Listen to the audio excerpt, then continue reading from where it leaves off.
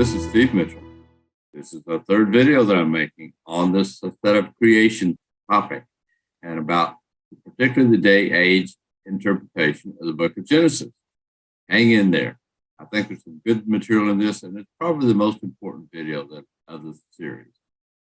So with that, I'm going to go to the slides. So here we are with the third video, creation day by day, the order of events, Genesis 1 versus the latest scientific discoveries.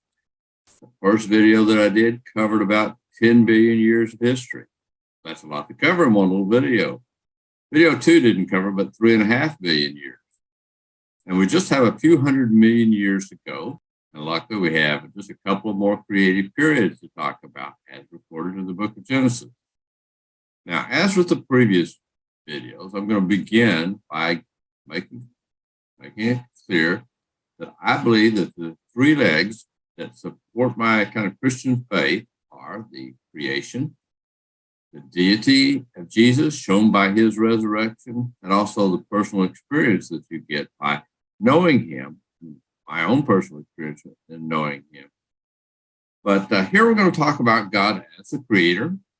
God revealed his creative work to us in the Bible, and it corresponds well with what we find in nature. Now, Daniel Vessel wrote that I would like to argue that Genesis 1 and 2 is a historical narrative, pictorial form. It abbreviates a long history and immense periods of time in language that translates history as well as transcends it. We are not dealing with myth or legend, which represents an idea in the form of a story. Nature is not personified or dramatized as in non-biblical accounts. And as from other parts of Scripture, both the Old and New Testament, we know that Genesis describes actual events and persons. That was written in 1989. I think it's still very applicable today. So again, this is the third video. We talked about in video 1 some of the different interpretations that Christians have for Genesis 1. Focus on the day age proposal, the proposal that each of the days of creation represents a period of time, an indefinite period of time, but one that had a beginning and one that had an ending. The first one talked about the things that happened before the beginning, because heaven and earth were created before that time. In the last video, video 2, we looked at day 1 and 2.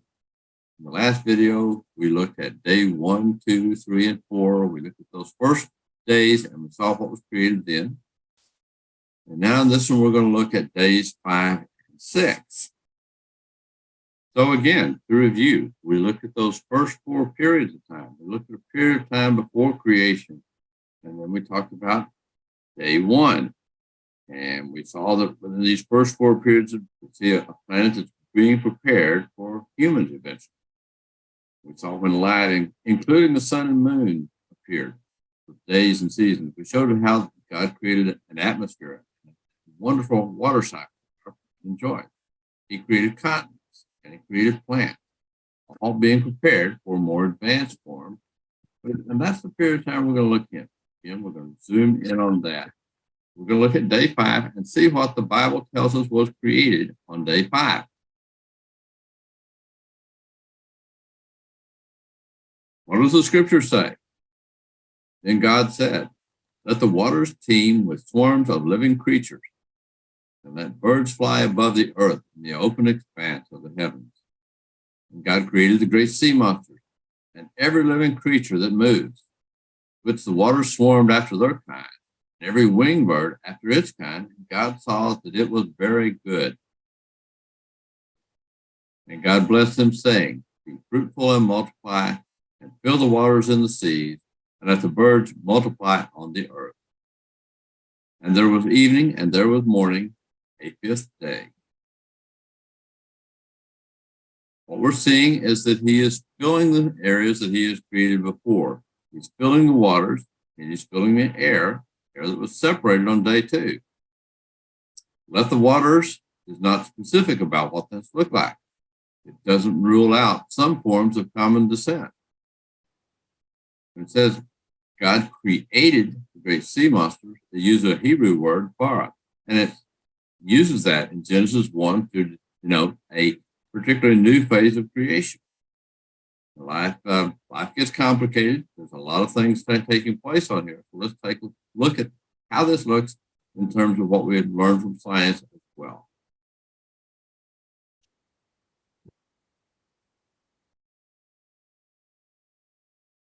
So again, we're zoomed in on 1 billion years.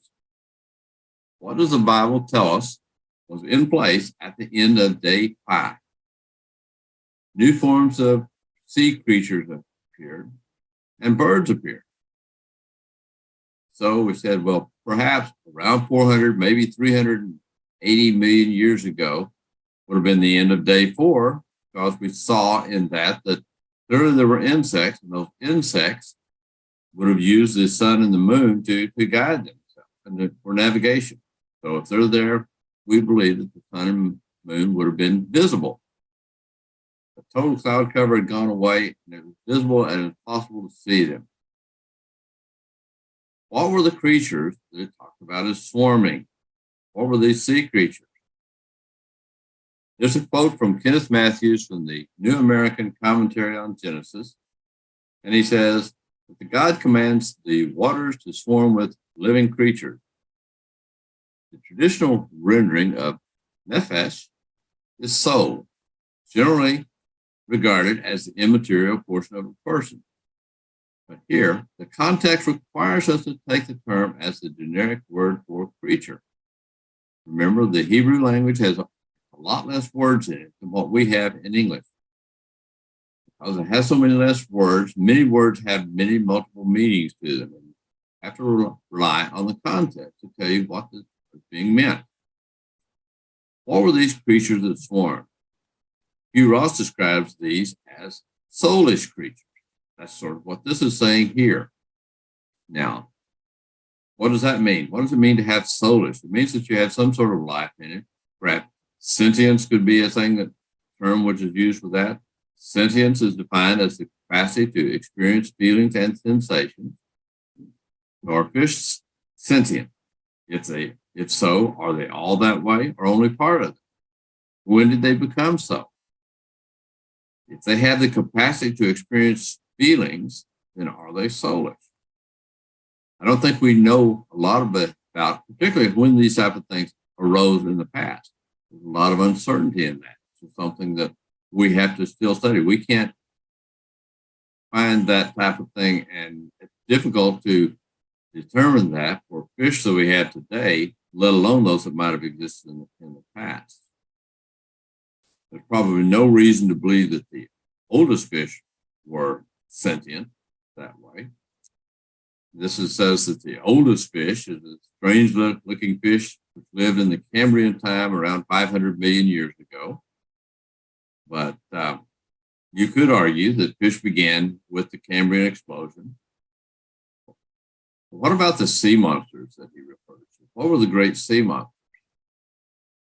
This is an interesting discovery from 2023. It says that the oldest sea reptile came from the age of the dinosaurs. It was found on an Arctic island. It wasn't Arctic at the time at all, but this would have taken place around 250 million years ago. It was found on the Spitsbergen.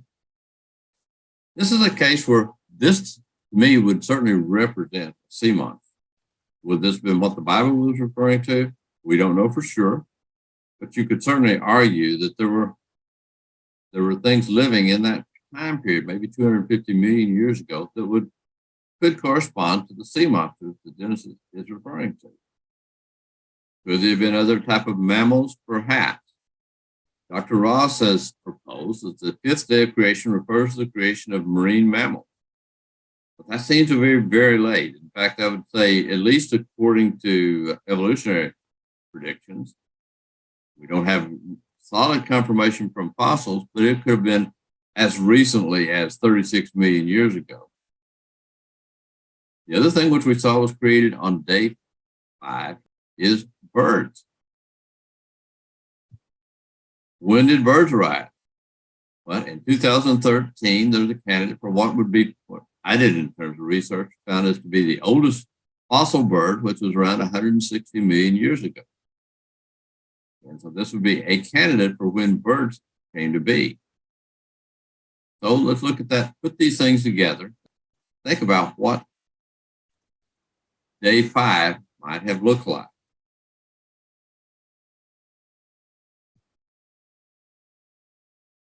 So we said there were new forms of sea creatures and birds at this time. So what does that look like on here? Well, we'd say that fish could have arisen as early as 500 million years ago. And that would be a little early for that, but were they sentient? I think there's some uncertainty in that. There were certainly fish, there were sharks later than that, but there were certainly sea reptiles and things that would have been monsters, perhaps sea monsters, as it refers to, maybe 250 million years ago. Birds, at least 560 million years ago. The sea mammal prediction seems to be a little bit late, in my thinking at least.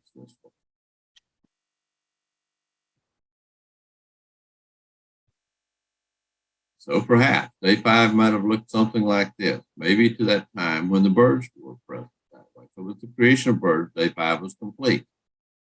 This would be a model. This is an idea of what it might have looked like. Let's look at day 6 and see if maybe that helps.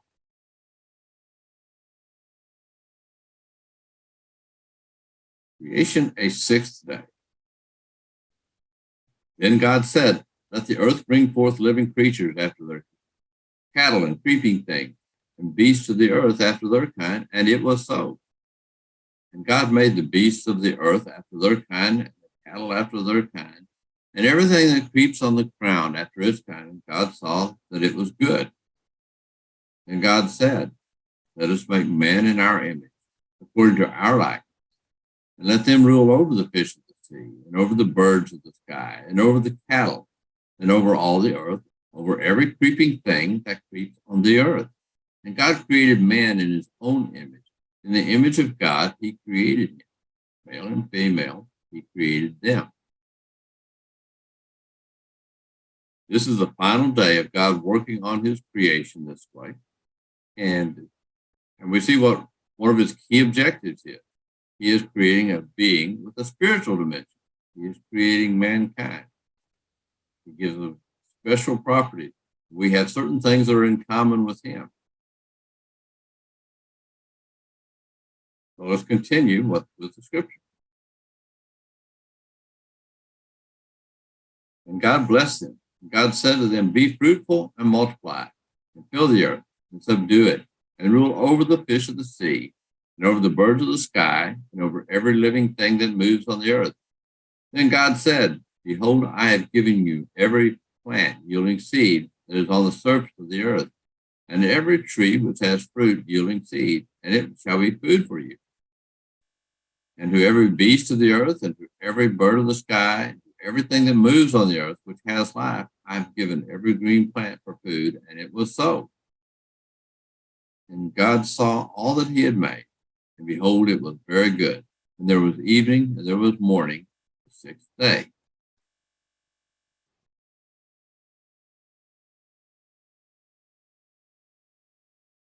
God has basically finished this phase of creation, and he has called it very good. He has created humans. He has created plants for them. Everything is prepared for them as a completed work, and it was very good. But when we put this on a timeline, what does it look like? So here's our timeline, our estimate of when day 5 was. What do we know at the end of day 6? Well, we have the creation of new forms of land mammals, such as cattle. We have the creation of humans. These are the specifics of what has been prepared. So, when did these type of things appear? Did a 6th day begin with mammals? Fossils indicate that mammals started as early as 145 million years ago.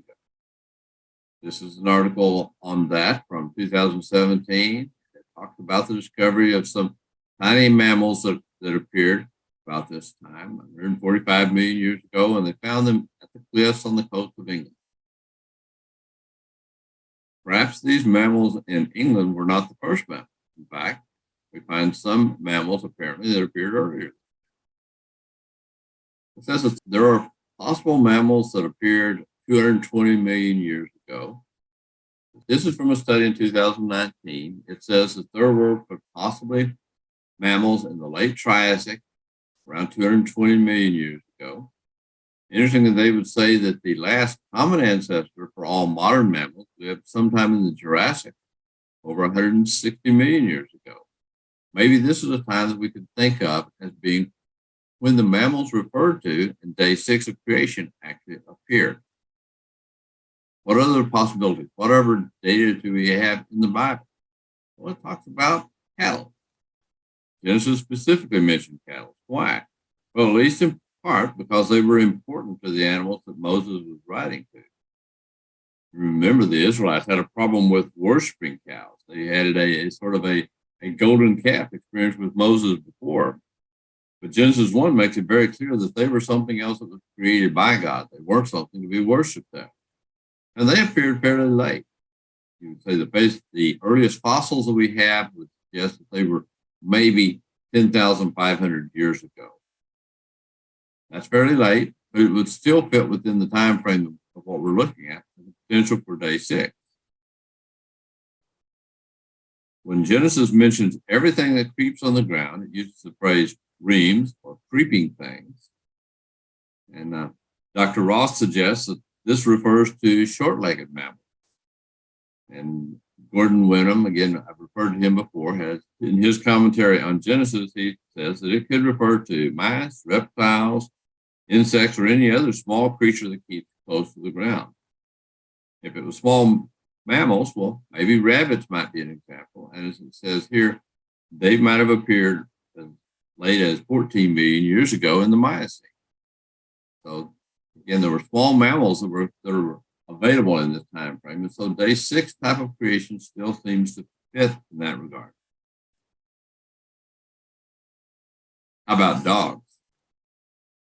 Just to give an example of the type of animals that related to him, dogs appeared about 31,700 years ago, at least from the standpoint of the fossils that we have.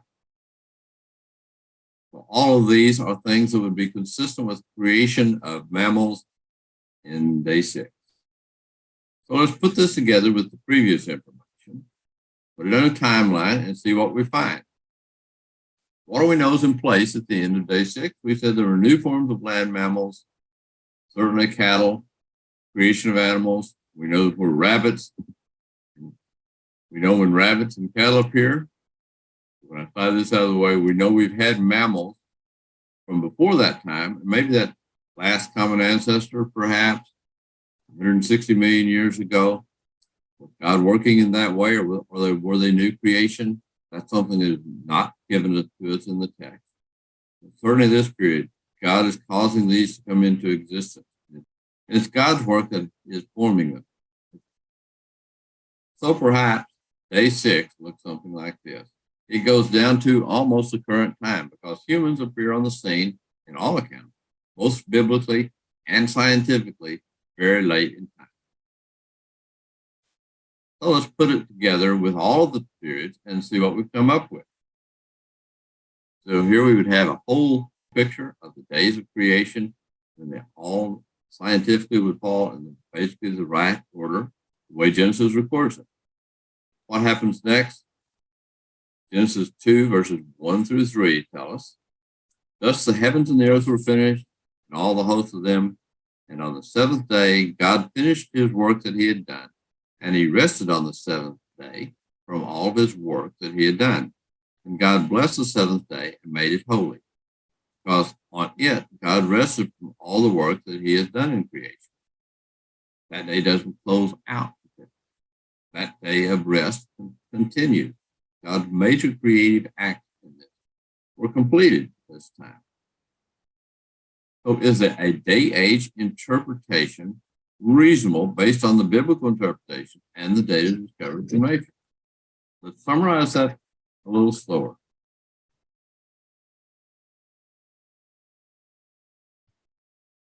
We're going to look at about 4 billion years of creation. In the prequel, we said that God created the heavens and the earth. The moon and the star were created first, and there was water on the surface of the earth, and God's Spirit hovered there. That was present certainly by 3.8 billion years ago, perhaps before that time.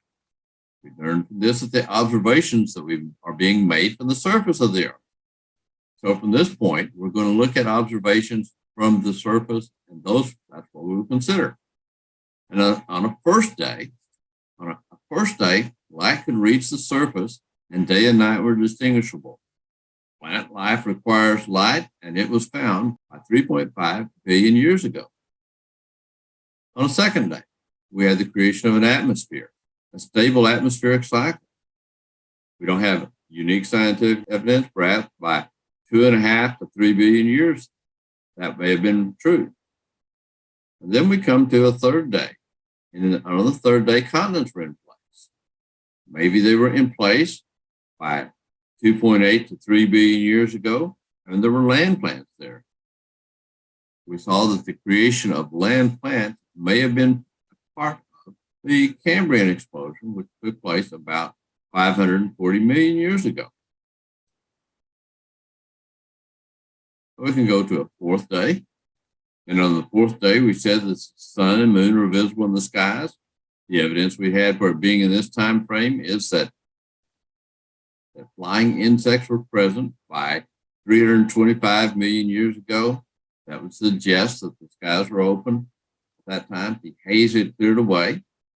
Clouds would part at times, and you could actually see the sun and the moon. Then we would look at the next day, which is day 5. We said, well, here we had sea monsters and birds. Sea monsters at least were present by 250 million years ago. Birds were present by 160 million years ago. And then we would come to the 6th day. We said there were land mammals that were there. And we said that they would have been present by maybe 225 million years ago, maybe 160 million years ago. And then humans appear last. When did they appear? I presented in a previous talk. I set up a video to talk about this a while back. Look at some of the recent views of Adam and Eve. In fact, you can look on my website or search for recent views of Adam and Eve, and you'll be able to find a talk about them. Perhaps they appeared 200,000 years ago. Some of the earliest clear signs of Homo sapiens appeared. Maybe it was 70,000 years ago when there was a bottleneck that kind of set apart. And after that 70,000 years ago is when we find all of the signs of human creativity and the type of things which we associate with actually being human. Perhaps Adam and Eve appeared only 6,000 years ago. There were other hominins outside of the garden. And certainly, in any case, there would have been earlier hominids before Adam and Eve. There would be ape-like creatures who were very highly advanced compared to the rest of creation. But were they human? No, they weren't. So these are the things which you can compare, and we'll look at those again. We're going to look for recent views of Adam and Eve. Regardless of when Adam and Eve were created, they would have been near the very last of the time, fitting into the scale of being on day 6.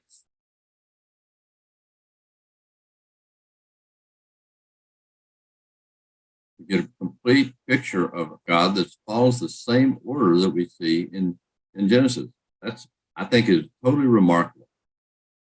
Some people have pictured creation where God would just create things and they would pop into existence. God might have chosen to work that way. God often worked through secondary means, but it was still his work. It was his creation this way. Another example of this might come from the book of Exodus, where it says that Moses stretched out his hand over the sea, and the Lord drove the sea back, powerful east wind all night, and turned the sea into dry land so the waters were divided. And the Israelites went through the sea on dry ground, and the waters like a wall to them on the right and to the left. Now, did God miraculously drive back the sea, or did the wind drive back the sea? The answer is basically both.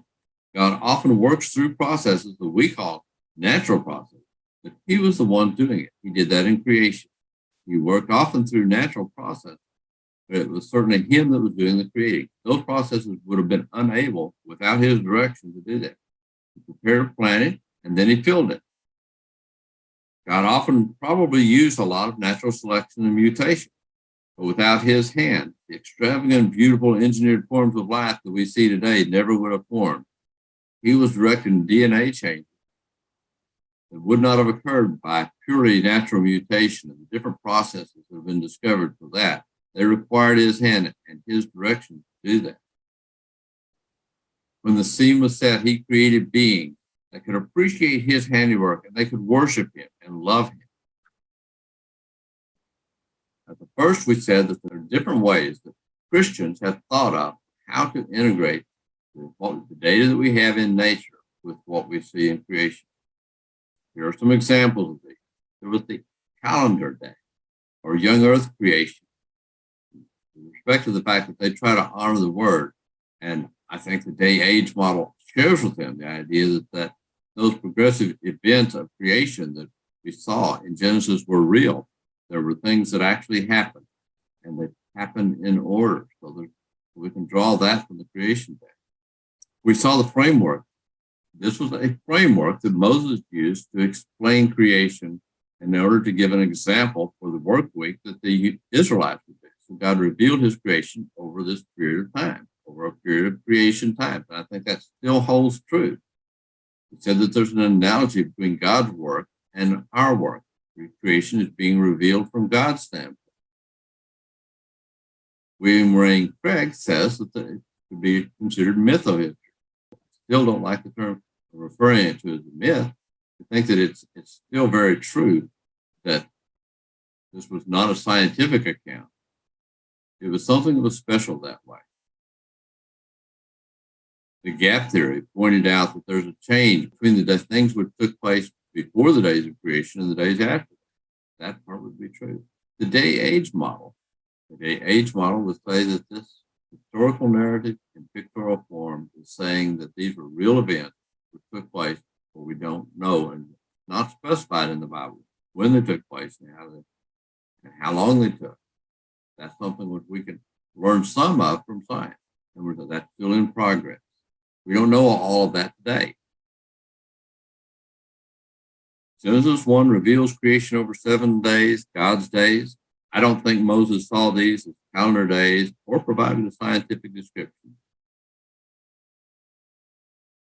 The days served in a way as a metaphor for the human work week, but were based on a real history. The Holy Spirit guided the author to write down the word that served the people of that day, but also continue to give us truth today. Does the order match what we've discovered from nature? To me, it looks good, but it's not uniquely interpretable. It still requires a bit of faith to understand this.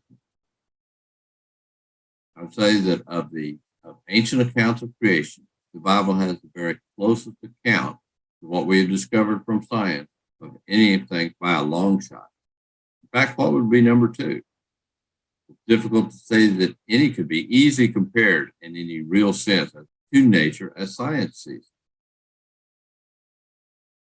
Day-age is certainly not the only reasonable way to look at Genesis 1, and some aspects are not totally obvious in English translations. Truth isn't always simple. We looked earlier at the assumptions that we've made, but I think if these assumptions hold at all, it shows the Creator's fingerprint both in Genesis and in nature. It's important that we look at the fact the Bible is telling us that God created all that we see. God is our creator, and we owe everything to him. He invites us to have a relationship with him, and he has the right answers because he is the creator. Hope you'll come back again. Look at some of the other things in this website and hope that they will be useful to you. God bless you.